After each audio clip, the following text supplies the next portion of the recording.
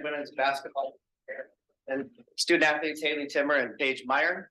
Normal format will be, we'll go with an opening statement for coach. We'll take questions for the student athletes. We'll dismiss the student athletes, come back to questions for coach. As always, please identify your name and your organization. Give me a good signal and we'll make sure everyone gets a good turn. Go ahead with your opening statement, coach. Yeah, proud to be going back to another championship game tomorrow. Today was a tough game to play in, tough style of play to play against. Oral Roberts has got just a lot of talent on that team. You know, they are no surprise they had a couple of first team all conference players and certainly had some others that could be considered too. So I thought our team was really locked in defensively. We played so well defensively in that game. We had a stretch maybe in that third where we started to foul and kind of got a little bit out of focus, but really for the majority of the game, our defense was excellent. Thought we handled the pressure well.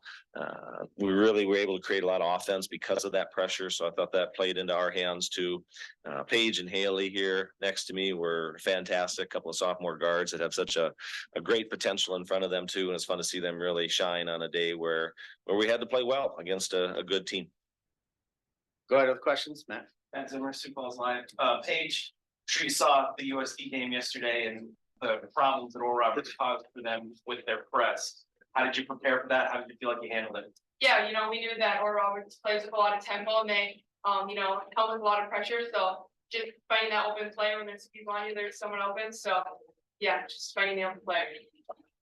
Haley, career high 25 points today is really going to prove off. It's Oral Roberts, his 16-point games. I think you did that for you to kind of get the dagger there. Just what was going for you offensively today? Yeah, definitely. We started passing the ball around better and just getting used to their pressure. Yeah, I was doing the extra pass and I was able to hit some shots, but it just goes to show the strength of our team and how we pass it.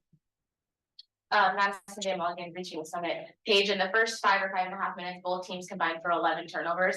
Was that press maybe contributing to like some jitters, or was it too fast paced at the beginning? And what was kind of going through your mind at that point as you try to get settled? Yeah, I think just the first couple of minutes, we were both kind of just flying up and down the floor. So we knew we just had to kind of get composed, slow down a little bit, and just pass it and find the open teammate. Go ahead. Either one of you, I know there's kind of a feeling of outside the program of the inevitability of this team, how many times it's won the tournament, but neither of you have been a part of that celebration. A lot of your teammates haven't celebrated a Summit League tournament title. Just how much does it mean to have an opportunity to play for that title tomorrow and hopefully finally win one after coming up short the last 3 years?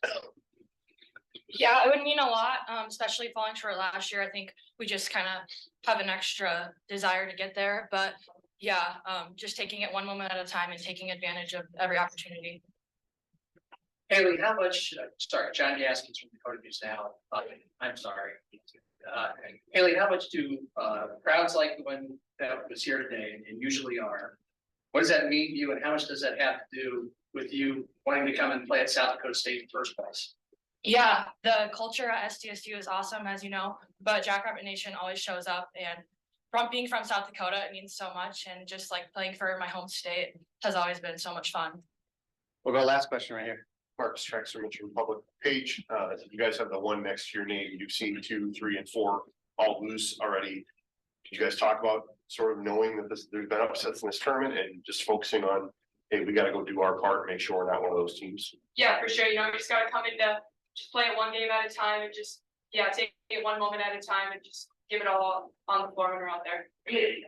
Thanks, ladies. You can head back to the locker room.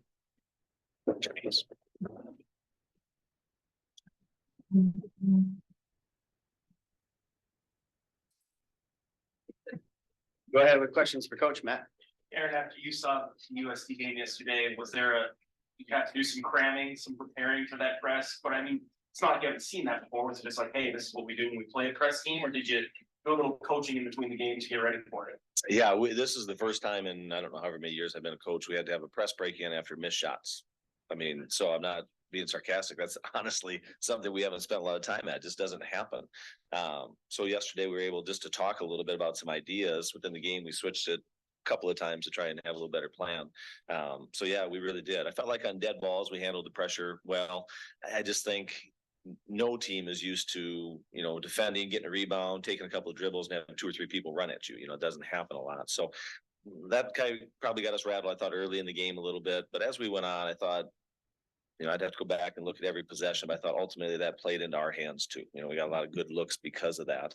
But yeah, that's a new thing to have to handle that kind of pressure after missed shots. But go ahead. Did you think fatigue played into it too with Oral Roberts? I was just gonna say, I think our depth was really important for a couple reasons. One, mentally, you're going up against that pressure. Sometimes you just need a break. You're not even physically fatigued, but you just need to let go. You're a little, on edge. And so being able to use Drew and being able to use, Tori at some point at times, handle the ball. Maya's such a good passer and handles the ball well. We had several people up there.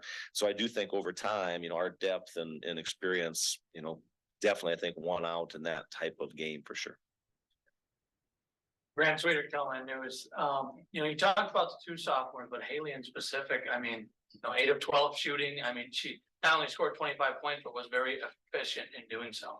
Yeah, she just works so hard. She's in the gym all the time, constantly thinking about what she can do better. She's got that mindset where she wants to be a great teammate. She wants to do her part for what makes us a good team. It's really important to her to do well, and I appreciate that as we do with all of our players. But Haley's special. The way she can shoot the ball, the way she defends right now, she can get to the basket. You don't watch her out there and think sophomore at this point. You think that's an experienced veteran player, and she's really played like it. Coach, just with early turnover, selling into the game, those 2 11 runs. Just how did you like the way you adjusted there early, and is turnover the concern, or is that for the product of Roberts? Yeah, I thought just the style today probably created quite a few turnovers, and that's to Oral Roberts' credit. They did a really good job of that.